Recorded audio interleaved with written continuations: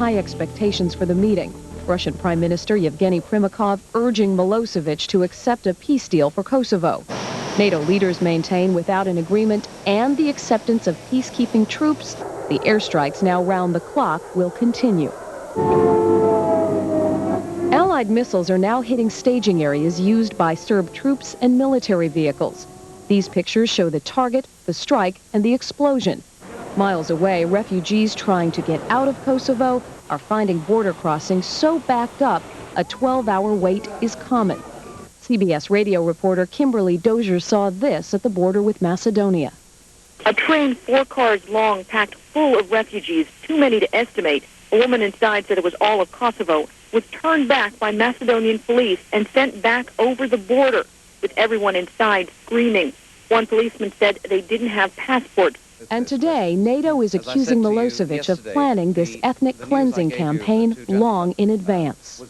When the Paris peace talks were suspended on the 19th of March, Milosevic already had 40,000 army and special police forces and 300 tanks in Kosovo.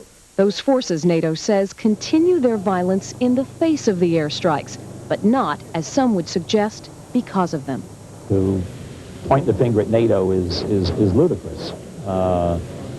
I think Belgrade is using the NATO airstrikes to do what it had planned to do all along.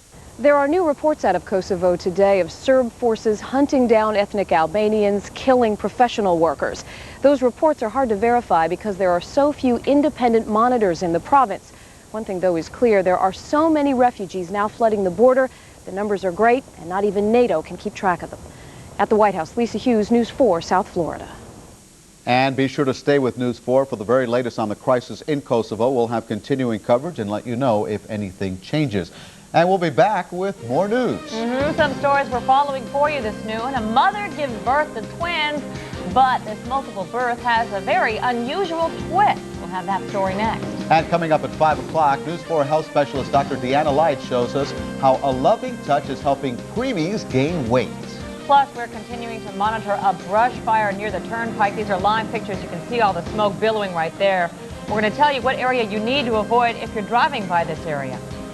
You're watching News 4 at noon, covering Miramar, North Miami Beach, Key Largo, and your South Florida neighborhood. We'll be right back.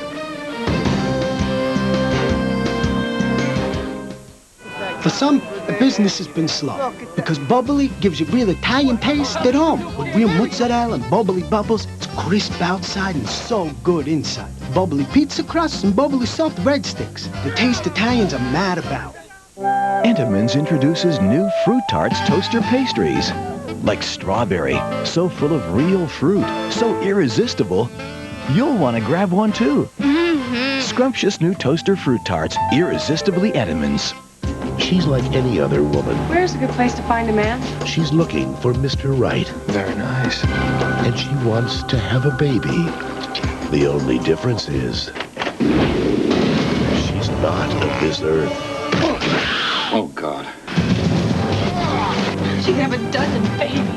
She can lay 1,000 eggs. She'll kill anyone that gets in her way. Mating season has begun. Species, CBS tonight. There's only one place where you can experience hours of spine-tingling, wall-climbing action for just $1.50. Dania High Life.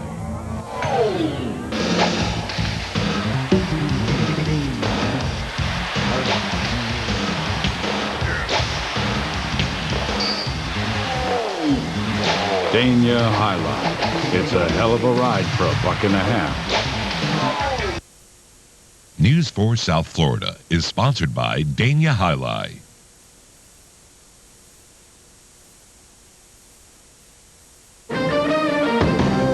You're watching News 4 South Florida. Thanks for making us #1 at noon.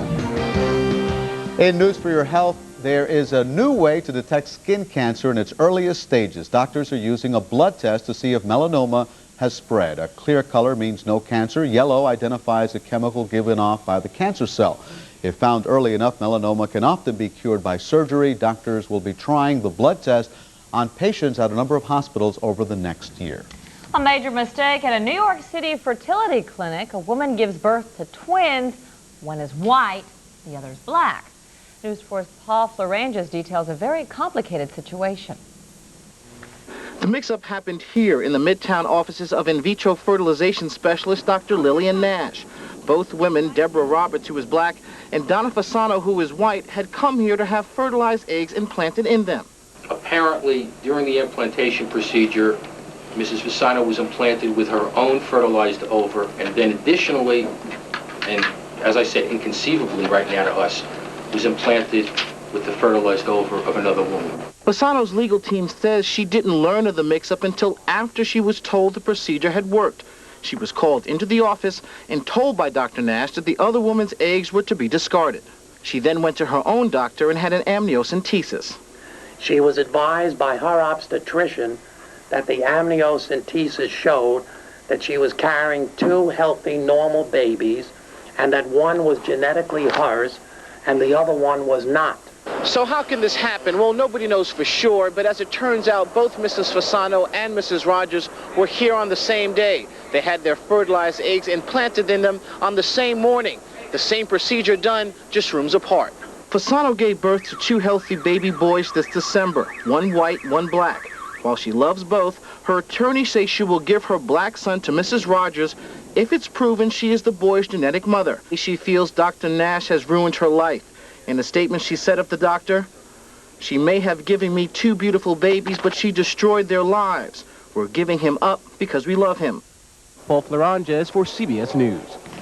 The FBI may have a lead in the Melissa computer virus investigation, but now there's another one going around. An email virus called Papa was discovered on Monday. Papa sends out even more infected emails than Melissa. Federal agents say they think the Melissa virus is the work of someone who created a similar program 2 years ago. When opened, both viruses are sent to other email addresses with the potential to infect other computers. The FBI is combing the home of a man where they think 2 women were kept chained and tortured. This is the home in Albuquerque, New Mexico they are looking at. At least 2 women claim they were victimized there.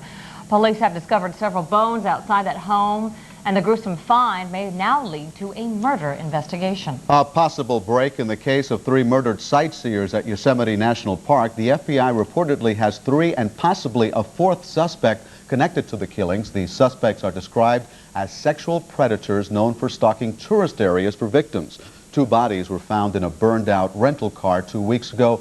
One was identified as the missing sightseer. Up next on News 4 at noon, a breezy day here in South Florida. Bob Soper is up next to tell us what kind of weather to expect today. Remember the Mod Squad? Well, it's going to the big screen, but will it be a hit? We'll tell you what one movie critic is saying. Plus, we're continuing to follow a brush fire burning near 268th Street and 129th Avenue. That is near Homestead Air Reserve Base. Again, these are live pictures right now of the scene from Chopper 4. You can see this thick smoke. Well, that thick smoke is making driving extremely difficult for lots of drivers around the area, so please avoid that area if you can. We're going to have more on that, plus a whole lot more. News 4 at noon is back in just a moment. It was more than a game for News 4's Elliot Rodriguez in Cuba with the Orioles. It was personal. Look at this glove. It's been around for a while. It's a first baseman's glove. Talking to the people in Cuba. Who's your favorite baseball player? Omar Linares. Asking the important questions. The fact that Fidel Castro is here, doesn't that make it a political event when you have a politician at a game? Covering the story, the history. Elliot Rodriguez, just one of the people who bring you more on News 4. Everybody loves eating breakfast at IHOP. Well, now there's another side to us. Introducing IHOP's after breakfast menu. Lots of delicious new choices for lunch and dinner, like our Southwestern chicken fajita salad in a crispy tortilla shell, or our tender herb roasted chicken with seasoned red potatoes. Of course, if it's breakfast you're looking for, we've still got you covered. Anytime's a good time for IHOP.